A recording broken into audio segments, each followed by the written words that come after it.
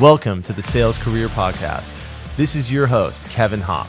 Whether you're an executive, sales leader, or just getting your career in sales started, I'm here to help you read between the lines and hear the real stories that you can't get from a resume or from a LinkedIn profile, all designed to help you shape your own sales career. Let's dive right into today's episode and see what we can learn. All right, welcome back to the Sales Career Podcast. I'm your host, Kevin Hopp. Today's guest is a fellow podcast host of the Sales RX podcast. He's also the full-time director of sales development at Pavilion.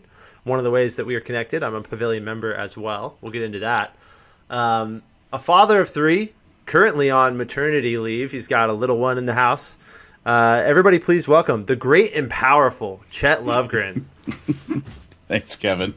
Great and powerful might be stretching a little bit. And just to clarify, I did not push the baby out myself, so I'm technically on paternity leave, but it's all good in the hoods.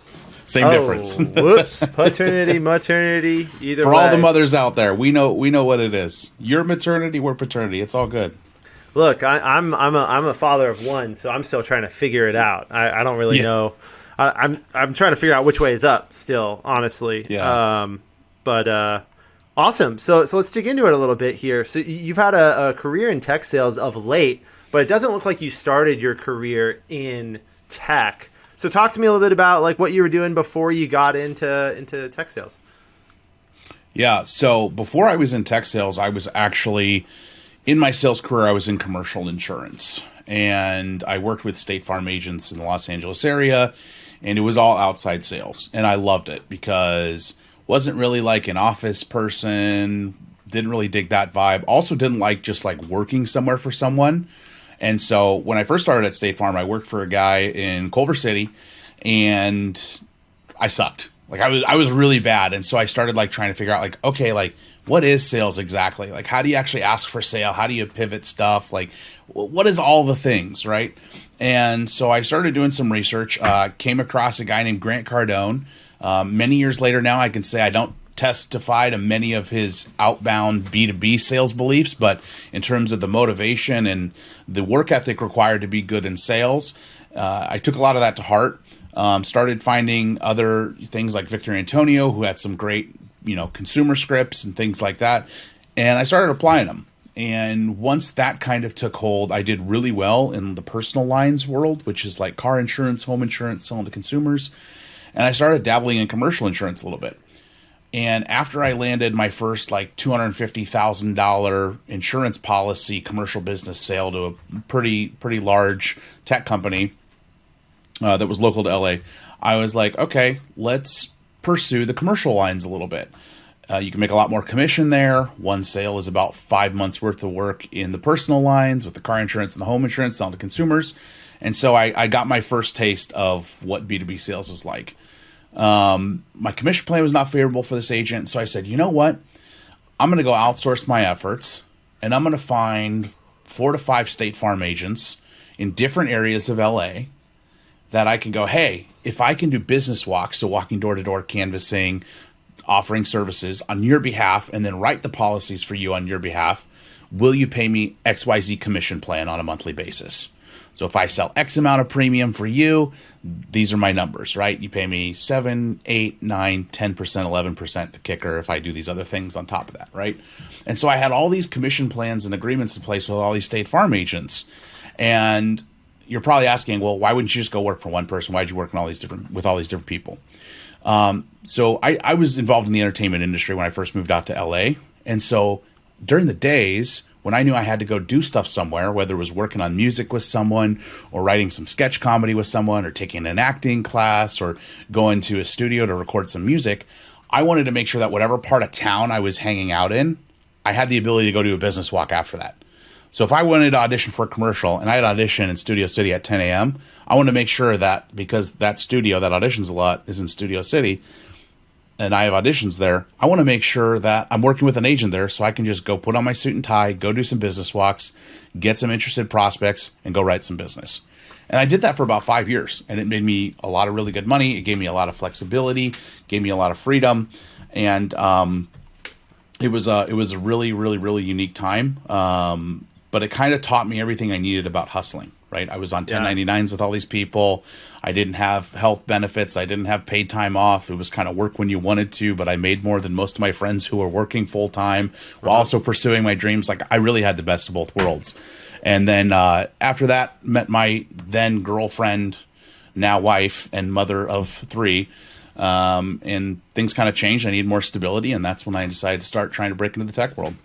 I love that story of going to pursuing your passions while checking the business box as well. Right? Yeah. Of finding a way to hustle while you're trying to live the dream. And that is a message that I think a lot of people that probably listen to this are like, man, I want to do something creative. I want to do something that's giving back. I want to do something that's intrinsically rewarding. And sales is, most of the time, unless you're selling puppies and kittens, pretty extrinsically rewarding, right? I think that there are parts of every sales job that are intrinsically rewarding, or at least there should be parts, I would argue, right? If you have a sales manager that's saying things like, I don't care if it's right for the prospect, I need you to hit your quota, or I don't care about what they say, if they say they don't need it, make sure they sign the contract. That's a different story. I think at its core, sales should be helping people, right? It should be, solving a business challenge or a problem with a valuable solution. Is it always like that? I don't know. Sometimes it is, sometimes it isn't. But it's really, really cool that you found a way to do both, which is work on your passion and then hustle on the side as you do it. So you mentioned a very polarizing figure there that I want to talk about for a second. So Grant Cardone, he's very, very polarizing in that he's very in your face. So when you say that you listen to Grant Cardone, you're not leaning into like his tactics and strategy. You just liked his hustle mentality. Talk to me a little bit about like what you liked about Grant Cardone. Well, first and foremost, I would say when you don't know anything and you find someone that is that polarizing, you do try to mimic a lot of their behavior. And so there were a lot of things early on in the consumer side that I tried to leverage. There are some things even to this day that I think are pretty smart, that I don't know where he got them from. It could be from Sandler. It could be something he just picked up along the way. But his sales director or head of sales, I don't know, Dave Robards, one of the guys that works for him, Big Dave. He does this role play on stage, and he talks about, I don't really have competitors. I have people I call competitors because they kind of do the same thing. But let me get some quotes from them and put them in front of you as well, so you can kind of get a good idea. That feels like something you would almost do in challenger sales, right? Now, who knows where that came from? Stuff like that I'm good with, or even objections like, oh, well, I'm not really interested. Hey, no worries. I have a drawer full of clients that weren't interested once upon a time. I mean, you can find these anywhere. So some of those things I did pick up through him. Some of his innovation tactics, things that he came up with his own, those are the ones where I'm like, yeah, I'm not going to make a rap video and send it to my clients, right? Which is a literal thing in his training course, where he says, hey, if somebody's ghosting you, make them a rap video. And then he shows a sample rap video, and it was the cringiest thing I think I've ever seen, short of hearing my 10-year-old try to say, that's bussin', right? Which is probably as cringy as that just came out of my mouth saying that right now. That's bussin'. But it's I think it was the, I was at a point in my life where I was like, I had been pursuing a passion for a while. And that's why I was in the restaurant industry. And you kind of have a cap on what you can do in the restaurant industry. No shade to people who devote their life to hospitality and restaurants. My brother's 40. He's still working in a restaurant. He loves it. It's his favorite thing to do. But it's just, there's a cap to what you can achieve. And I think I was like destined for more, and I wanted more. And so when I kind of realized like, hey, I got to get out of the restaurant game, but I got to still pay my bills. I was in the restaurant game because it allowed me to follow these passions that I had at the time. What do? His mentality of, 10x your efforts, 10x this, nightly journaling, productivity, like these weren't things I had access to anywhere before. Yeah. I had the entertainment and music industry mentality of like, oh, Jim Carrey wrote himself $1 million check and manifestation, and that came true 5 years later or whatever that is. Like all that gobbledygook that everybody tries to talk about to make themselves feel special. Like, I can do it too. You know what I'm saying? But his actual planning on like, hey, this is how to do X, Y, and Z, and this is why this works, because it's positive reinforcement, it's game planning, it's setting up for your day. Hey, if Payton Manning spends 50 hours a week preparing for something he does, 10 minutes a week, 17 times a year at most, why can't you spend 30 minutes a day on something you want to do 8 to 10 hours a day for your entire life? Like those kinds of things about preparation, planning, positive reinforcement, and then just work ethic. Like, sometimes when I was doing like acting stuff and doing commercials, I would have 4 to 5 auditions in a day. Those are exhausting, man. You go from 8 to 1 in the afternoon, and then you're like, dude, I just want to go get something to eat. I want to go home, chill out, zone out. Like that was an exhausting day of auditions. Auditioning is rough. It's all just judgment in a silent room of people are way more important than you, that you're like, please let me have this opportunity. But instead, having that mindset of like, I still got to make my nut and make those ends meet. So it's 1:30. I'm going to go do 5 hours worth of business walks. 6:30, no worries. I got friends that are working in the restaurant industry that just got off their happy hour, lunch to happy hour shift. Maybe they want to go grab a drink. Now I'm socializing with people. I'm out till 10 o'clock at night. I achieved this dream. I achieved the money side of life. And I also got to socialize, as opposed to just going, oh, let's chalk it up to a day. I did just enough today. Taking it as far as you can, doing that 150%, trying to 10x all your results. I think that mindset was something that I was very attracted to and took. It kind of gravitated towards and ended up making possible.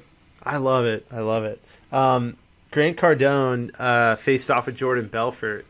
When was that? Like 2-3 years ago. They did a YouTube video and they went back and forth. Like Jordan Belfort's office is in Manhattan Beach, and Grant Cardone came into town, and they were sitting there. And I will never forget what Grant Cardone said. He said, "I got fish." I got fish. I got fish. Yeah. I got fish. yeah. But he also said, like what was the line? He said, "Not interested is a level of interest." Still a level of interest. Yeah. Not interested is a level of interest. And I sat there listening to that, and I was like, what? Like trying to process it in my brain. And I think what Grant Cardone does really well is he talks about these principles that could have been eloquently explained, but he just does it in a brute force way. And if you take it in and you think about it a little bit more, like the idea of 10x. I want to 10x my income this year. What are the real odds that I do that? If I 10x my income this year, I'm going to also negative 10x my engagement with my family and my ability to enjoy my friends and my ability to do all those other things. But it's the concept of you shoot for the moon, you land among the stars. Either way, you're getting off of this planet. You're headed out towards where you want to go. Really, really important concepts. And I think for me, like where Grant Cardone kind of changed things for you, I think Gary Vee was that guy for me. I started following him probably 5-ish years ago, like right when I got into consulting and like the idea of like working for myself and like, I don't have to have a W-2 from a company. And that was the first time I had done it like 4 or 5 years ago.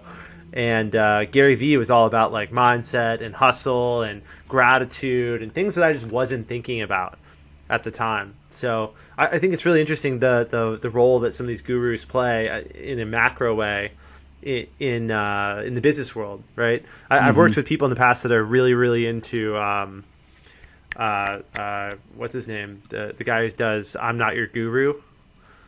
Never heard of it. Geez, I can't remember his name. But there are all sorts of big talking influencer guys out there, and I think it's important that people follow these folks, not to follow what they say word for word. One of Grant Cardone's lines, by the way, he made wristbands that say "Stop being a little bitch," and it's a brand. Like if that's the way that you respond to motivation, cool. Not for everybody.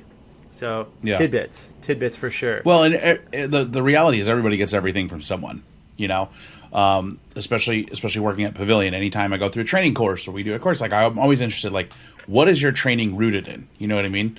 I have a lot.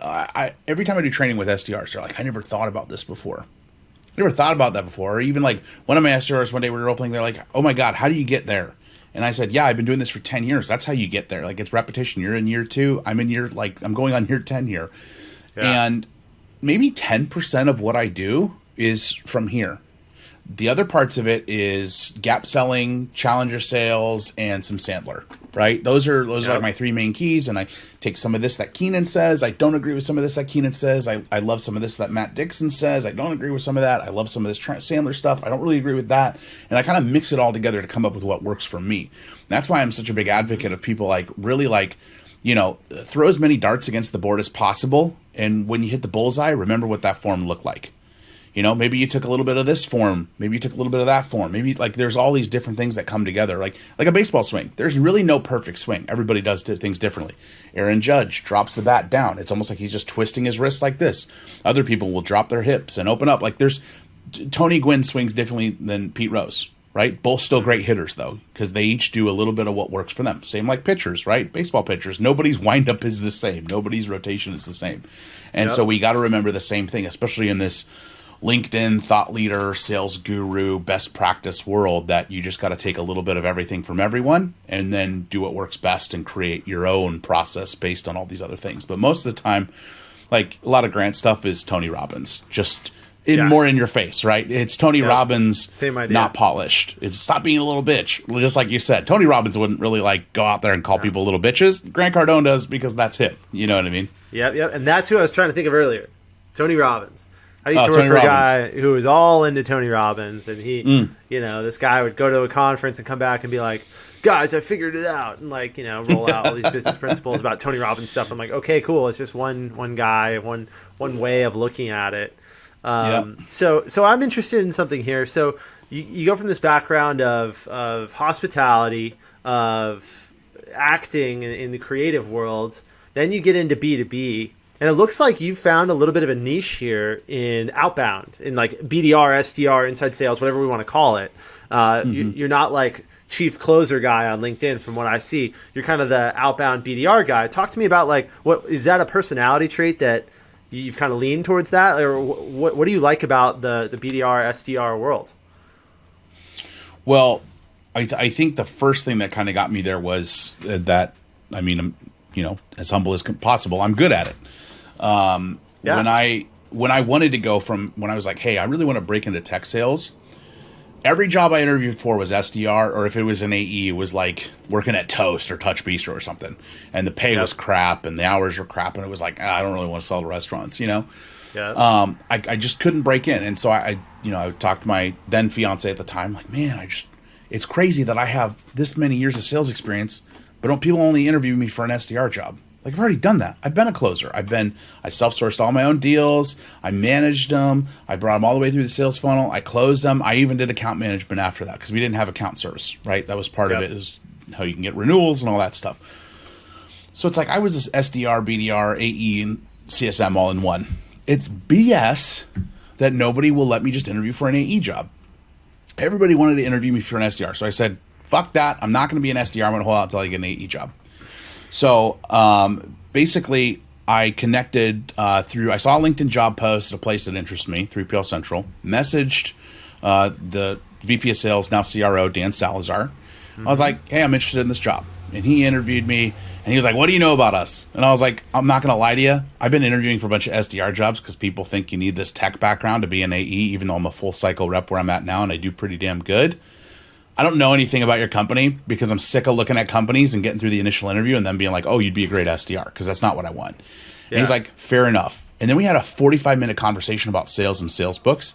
At the end of the call, he said, here's the deal, man. It's Friday, 6 o'clock. I got to go be with my family. Do a little research on the company. If this is something that interests you, text me on Monday and I'll bring you in for an interview. Told him on Monday, looks great, got it. Let's talk. Went in, had the interview. Couple talked to a solutions engineer, talked to their senior AE, talked to Dan in person, was hired within the week. And it was an awesome place to start in that tech world, so to speak. When I was there, I sourced 18 opportunities on my own in my first month, in January 2020.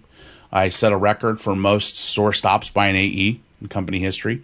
I continued to source my own ops. The SDRs there were, at the time, one of the, it was kind of like the SDRs have their favorite AEs, and I was kind of getting the short end of the stick. So I just, I stayed generating my own ops. It was always a source of pride for me, is that Dan would go, hey, look at all these ops that Chet sourced. Mm-hmm. And so they lost their SDR manager in October of 2020. And, I was in a one-on-one with Dan, and he says, hey, man, just so you know, Ben's leaving. I think you should apply for this job. And I said, okay. I did, went through an interview process, talked to the CEO, director of marketing at the time, the CMO, and I got the job. And we crushed it. We did really well. I hired 5 reps. 4 of them are all AEs now, which is crazy. Like, less than a year, they all became AEs. Yeah. But we crushed it. We did great. To the point where it started building my acumen quite a bit. And then my current boss, LG, Laura Guerra, found me through LinkedIn. Was like, hey, we got some mutual connections, Dan and Kevin Dorsey, and we're trying to build a sales development program here, and I'm curious if that's something that you're interested in. And I was like, yeah, let's do it. And so, now here I am. But it's really like I loved the AE side of closing deals. I'll always love that. I think there's always an opportunity there to go back into that if I want. But on the BDR side, I think it's just kind of like it's the chase. The hardest thing to do on the BDR and SDR side is to get someone saying no to say yes, but not even say yes because you were just really good at handling objections, but to get them to understand the point of why you're actually calling, to actually get them to see the value. Especially when you look at something like Pavilion, we're not doing a lot of rip and replace. Our solution is a nice to have in a lot of companies where it's really actually a need to have. Like this is one, like having a professional development plan, trainings and certifications in place is something that a lot of companies go, oh, that'd be great, but we do our training in-house. Well, yeah, and your training program's shit, and that's why half your AEs quit and go take jobs for only $5,000 fucking dollars more a year because you don't have anything that dedicates resources to them. Bill Campbell in the $1 Trillion Coach said one of the most important things about leading a team is the respect that people have career choices, and you'll work effortlessly to find a place for them in the business as long as it aligns with the business needs. And then a senior AE job opens up, and what do you do to your top AE? You don't promote them. You go hire someone who had senior AE experience, doesn't know jack shit about the industry, and now you're like, well, this guy's not performing, and our top AE that works in the SMB side just quit because he got $5,000 more to go work some other place and start from scratch again. But if you have something like that place, so see, it's a great win for us because anytime we get people to see the value of that, we can tell that story. We help them see what 6 months down the road looks like. Hey, you just hired 15 SDRs. Congrats on the growth. Do you know what 15 SDRs 6 months down the road looks like after onboarding? How do you support them after that? What kind of training programs are in place outside of your company-specific trainings? So the ability to deliver those value props, and especially at a more junior or entry-level sales role, to have people learn how to do that and be successful at that, like that's so cool to me. Yeah, I could take a 30-year-old AE and teach them how to self-source. They've probably done it before, right? They just need to know how to do it within the company that they're at. But to take a 25-year-old who worked at Enterprise Rent-A-Car and is in their first tech job, to a promotion and a salary bump and all these other things, like those are the kinds of things that make me feel fulfilled at the end of the day. Someone who didn't know anything about sales that is now, in this position where pretty soon their life is going to change both from an opportunity and a financial standpoint because they've done so well in their current job. You know what I'm saying? Oh, totally. So you hit on something that's like, if I could take it out of this conversation and put it out for the world to see, like the diamond there is pay attention to what you're good at, right? So you were working a full cycle gig and you were good at opening ops and you wanted the opportunity to become an account executive. You didn't want to have to do the kind of grind of an SDR job, right? So you went and took an AE job where you crushed it at opening, doing SDR work, which is just sales work at the end of the day. And then an awesome opportunity was right in front of you. And that's not because you ran away from what you were good at. You leaned into it. And you continued to search for the opportunity to go do what you were good at, but also kind of get that title bump. And I think a lot of people listening are having a little bit of that dilemma where they're like, well, I'm good as an SDR, but my OTE is 80 or 90 or 70. I want to make more money. Well, how do I do that? Can I make more money as an SDR? Right? Yeah. And in my own career, I've had that exact moment probably 5 or 6 years ago where I said, well, shoot, like being an account executive everywhere I went, I was an account executive at 3 different places after I was an AE. I had the same exact problem everywhere I went. Congratulations, Kevin. You're the new kid. You don't have a book of business. You don't have a black book to call. Now go find pipeline. And so I kept having to like go back to the drawing board and be like, oh, dude, what do I do? Okay. All right, what do I know how to do? Write cold emails. I know how to make cold calls. I should build my list. And I found myself doing the exact same thing over and over, having to build raw pipe without any relationships, without any inbound leads over and over. And I got obsessed with that process. And, I'm just here to say that, everyone listening, like, lean into what you're good at. If you really like that, if the thrill of the chase is really fun for you, you can make an awesome career out of that. And what I'm going to say is going to make every person in sales who thinks they know something like roll their eyes, and it might even be controversial, but I'm a firm believer there is no difference between being an SDR BDR and being an account executive. If you're a good SDR BDR, because it's still sales. You're still convincing someone of something. You're still showing someone the value. You're still value propositioning. You're still setting expectations for follow-up. You're just doing things in a different way. It's like, is there a difference, at its core between running a 100-meter dash and running a 40-yard dash? Yeah. It's longer, right? It's a little bit different. Yeah. At the end of the day, conditioning and speed. Yep, it's still running. Conditioning and speed. Running. And probably the person who's better at the 40-yard dash will probably get out of the gate a little bit quicker and get a head start on the 100-meter, right? So for me, it's really frustrating when people think about that. Like, yeah, my OTE is 85. I want to go up from there. How do I do that? Okay, you have to work with your manager to help them understand the value that you bring if you're good. Now, if you're shit and you suck, then that's life and you're going to be an SDR forever, right? But you have to bring your manager, go, I did X, Y, and Z. This is what I did. Here's all my projects. Here's my milestones. This is everything I've contributed. I need a pay bump, right, on my salary. Or, hey, I want a micro promotion to like team lead or senior SDR. Or, hey, I want to take on bigger accounts. Can I move into the enterprise space if your company is like that and they can have that structure, and take those micro promotions and get those little pay bumps until you are ready, or you feel you're ready, or you've put in your 18 months or 24 months to be an AE. Because once you're an AE, then sky's really the limit. But even as an SDR, yes, you can always make more money as an SDR. Go for the micro promotions. Go for the things that you deserve. The problem is too many people really suck at their job, and they're like, well, I can't make enough as an SDR. Doesn't matter. You're hitting 60% of your quota. You wouldn't make enough as an AE anyway. In fact, you'd probably be fired faster because AEs have to perform quicker. But there's always that opportunity for someone, as long as they're managing it and holding their managers accountable to it. And then if they're not, right, then screw them and go somewhere else, right? That's my take on it. Go figure it out somewhere else. It's a candidate market. You're fine. It's not 1999 anymore. And that's another thing that I like about your resume. You've got a little bit more Kevin Hopp resume, a little less corporate resume. You've had a few jobs. It's not like you went one place for 5 years in a row. But one of the things that I think is really interesting that SDRs bring up from time to time is, well, if I'm not good as an SDR, all I got to do is get enough to become an AE, and then it's, well, I'm an AE. But the dirty secret of being a good account executive is that the best account executives have like 60% of what they do as an SDR, right? Like I have a consulting client right now, and I went to their team all hands kick off the year, the virtual team all hands thing, and the top account executive closed the most business, 180% to quota. He was the top opener. He created the most amount of opportunities out of everybody else. Yeah. And some of the AEs might be like, well, he had that one or two big deals, but he also had the big deals, and he opened tremendous amount of opportunities compared to the rest of you guys who wait for the BDR team, who I work with day in, day out, to produce meetings, and then of course the feedback comes back that the meetings aren't good enough, they're not qualified.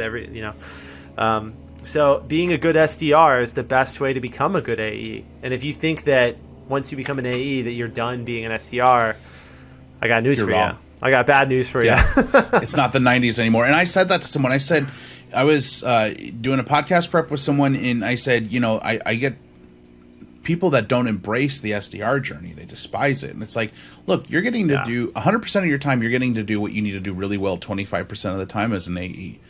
And then she, well, you can't say that, Chet, because I have AEs that don't source any deals. Yeah, they're in their 40s. They've been doing this for 20 years. Any person that's under 30 that's going to go from SDR to AE, I can guarantee you half their job is going to be self-generation. Joey Alvandi works for Pavilion. He's an AE. He was one of my BDRs at 3PL Central. He only worked there for 8 months, man, but he was the best frickin' BDR we had. He was the best sales dev rep that we had. He hit this quota more than anybody else. He had the highest percent of attainment, 112%, quarter over quarter. The guy was a rock star. Went to cybersecurity, started killing it. Of course he was going to kill it. He probably should have been an AE when he started. He just got that chance to develop a little bit, at least get that cold calling experience, more locked in, more tight. It's the people that aren't very good at it that need the year and 2 years to get better at it. But dude, if you're already good at it and you're just following the process, you're going to be an AE within 12 months. If you're not, that's okay. You take a little bit more of that time, get those micro promotions, keep developing, keep enhancing, and get to that point where you are good at delivering clear value props, setting expectations for follow-up moving forward, managing your habit plan and your daily activity, managing a pipeline of opportunity, which you still do as an SDR, which people don't talk about. Yeah. It's not just, doesn't have to have a dollar amount to be an opportunity.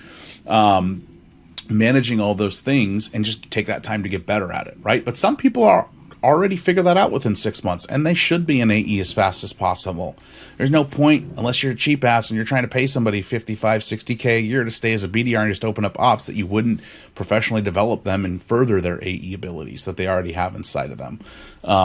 But I digress. I'm just really passionate about the topic because there's this whole thing about like SDRs to AEs and should a 25-year-old really be an AE? Hell yeah, they should be an AE. If they're kicking ass as a BDR, move them over, man. Like that's what you do. It's a sale is a sale. It's just a different type of sale, you know?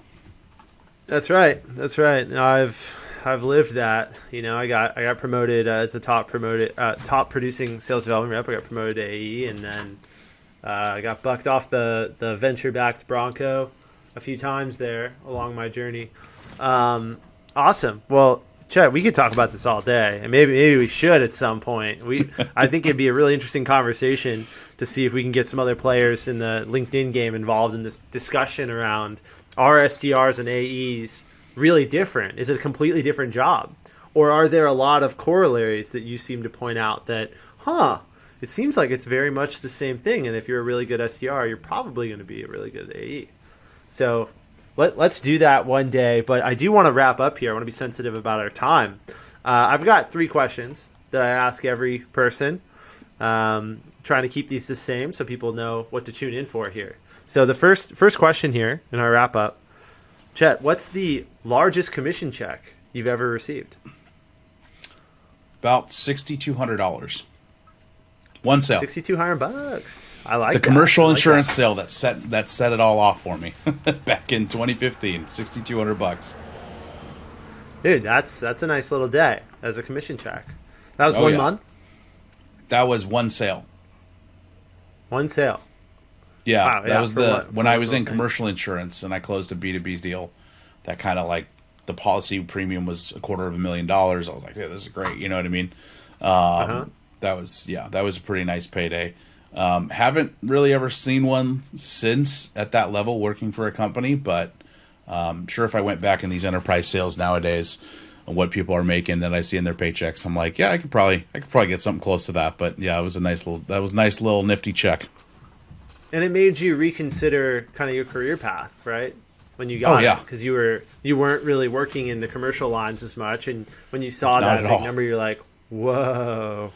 Yeah, right? Because I was like, that's 6 months of personal lines. That's 6 months of car insurance for people that are selling in car insurance and home insurance. Right, and that, like, the insurance game, I got to get an insurance guy on this pod because I know it's such a grind. Especially if you sell personal insurance, you make small amounts of money pretty quickly, but you got to do a lot of it, right? You got to do a lot of it over time. What a hustle. What a hustle. Cool. So in your whole career, back to, your very first working days, 15, 16 years old, so far, what's been your favorite job? I think I liked delivering newspapers when I was a kid. That was pretty fun. Yeah, I stayed in shape. I was on my bike all day long, delivered 150 newspapers every day, 300 if it was a Sunday. Yeah, that was a pretty good job. It was pretty cool too because I was pretty pretty tired, and it always meant I could go play my Xbox or whatever afterwards. Or I don't even know if I had Xbox back then. I think that was a little farther down the line. We're probably thinking N64 or something. But yeah, probably delivering newspapers. That was a blast. I just remember that being so awesome as a kid. And I was like the only one in my friend group that had a job. Like I felt really cool for that. I love it. I love it. Yeah, delivering newspapers is one of the oldest hustles there is for kids, right? Like, yeah. Did you have like the side bag where you were throwing them as you were going? I had the whole thing, man. I had the little thing that you would put like a 2-year-old in the back to ride along your bike. I had one of those. I would fill it with papers. And when Sunday came around, I had 2 different bags, one on the front. I had the front and back bag. Then I had another front and back bag, but I put it on sideways. So I had like 4 quarters of newspapers. I had a basket on the back. It was 150 papers. I had like 5 routes. I didn't want to like go back home a bunch because when I first started, I didn't do that. And I was going back home like I would do this route, and then I'd go back home, and I'd do that route. And then my dad's like, why don't you just get more bags? I'm like, but then I'd be so heavy. He's like, yeah, but then you don't have to keep riding back. Right. I was like, oh, this is brilliant. Shaved like 45 minutes. Yeah, I was a little heavier, but it's probably what prepared me to play football. It's because I was just biking with lighter 150 papers. Yeah, exactly. It gets a little easier. This gets easier. Awesome. I love that. So, last question for you. Let's say money didn't matter. And you live in Los Angeles, not far from where I grew up, so you know money does matter. Mm-hmm. But let's say money didn't matter. You didn't need to work. What would you do with your time? I'd probably just write a lot more. I love writing. Writing is like the heart of what I enjoy doing the most. It's probably the reason I like doing podcasts and copywriting, sales sequences, all that, because at the core of it, it's writing. It's written communication. And I'm a huge fan of it. So I love writing. I read a lot, watch a lot of TV, watch a lot of movies, love the entertainment industry, whether it's a book, movie, TV show, comedy sketch, doesn't matter. Just a memoir, who cares? I just love writing. I would live with a mountain view, like in Tahoe or something. Just sit there with coffee when it's really cold or hot chocolate and just write. Just writing all day long. That would probably be the best way I think to spend my time. Wow. I love that. I can picture that too. You took me there. Like, it's cold. I got a mountain view. I got a nice big warm cup of coffee. I could see the steam coming off of it. And you're just you're on a laptop, just like clicking away. Yeah. Or if you wanted to be a real hipster about it, you could get a typewriter. But I don't think I'm there yet. Oh, dude, I would not know what to do with a typewriter. I tell you that. That would be a little complicated. Well, Chet, thank you so much for giving me your time today. This is your chance to plug whatever you want. How can people connect with you? How can they find you? Yeah, the best way, if you're in the professional world, is probably on LinkedIn. You can add me there. Just search Chet Lovegren. My headline is, I help support, assist, and educate individuals to achieve their professional goals, ... I also ramble into a microphone about sales, which is my take on my podcast. But you could also look at TikTok. I have some sales humor and some sales advice and insights on there. And if you're on TikTok and that's your thing, you can find me at The Sales Doctor. And I also have like a link tree with all my other links, like Instagram, YouTube, Twitter, my website, all that stuff. So LinkedIn or TikTok, probably the 2 best ways to connect. I love it. Awesome. Well, Chet, thank you so much for your time, man. Let's stay in touch. And until next time. Adios. All right. Thanks, Kevin. If this episode is interesting to you, please share your thoughts on LinkedIn or Twitter. Tag me, and I might just feature your post in an upcoming episode of the Sales Career Podcast. Or, if you want to connect directly, go to hoppconsultinggroup.com, and we'll find a way to work together. Cheers.